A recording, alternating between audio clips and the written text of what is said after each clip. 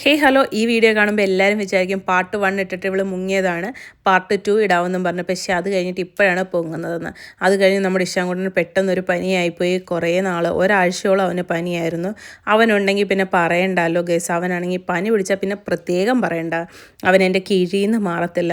അവന് പനി പിടിച്ചു കഴിഞ്ഞ് അമ്മയുടെ കൂടെ തന്നെ ഇങ്ങനെ നടക്കണം. എൻ്റെ ഒരു ജോലികളും നടക്കത്തില്ല. അവനുണ്ടെങ്കിൽ എഡിറ്റ് ചെയ്യാനും പറ്റത്തില്ല, വോയിസ് ഓവർ കൊടുക്കാനും പറ്റത്തില്ല, ഒന്നും പറ്റത്തില്ല.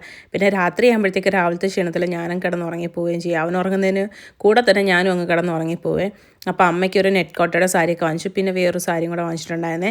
അതിൻ്റെ വീഡിയോ എടുക്കാൻ പറ്റില്ല. ഞാൻ പറഞ്ഞില്ല, എൻ്റെ സ്റ്റോറേജ് അങ്ങ് ഫുള്ളായി പോയിട്ടുണ്ടായിരുന്നു. വിഷ്ണുവേട്ടൻ നിശാനും കൊണ്ട് അങ്ങ് പോവുകയും ചെയ്തു.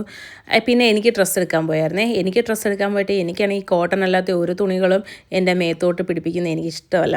കാര്യം ഈ കൊണ്ട് കയറുന്നത് സ്വീക്കൻസ് ഇതൊക്കെ ഇടത്തില്ലെന്നല്ല, ഇടും. പക്ഷേ എനിക്കത് ഒത്തിരി ദിവസം മീൻസ് ഡെയിലി യൂസ് ചെയ്യാനൊന്നും പറ്റത്തില്ല.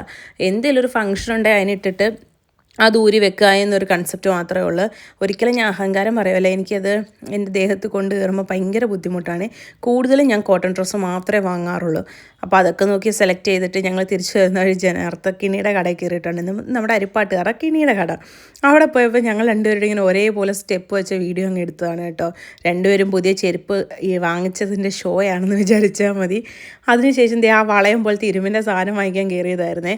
പിന്നെ പെണ്ണുങ്ങൾ എവിടെ കയറിയാലും 1-2 സാധനങ്ങളും കൊണ്ടല്ലേ വരത്തുള്ളൂ. പിന്നെ ഞങ്ങൾ 2-3 സാധനങ്ങൾ വാങ്ങിച്ചിട്ടുണ്ടായിരുന്നു. ബാക്കി വിശേഷങ്ങളൊക്കെ ആയിട്ട് നാളെ മറ്റൊരു വീഡിയോയിൽ കാണാം.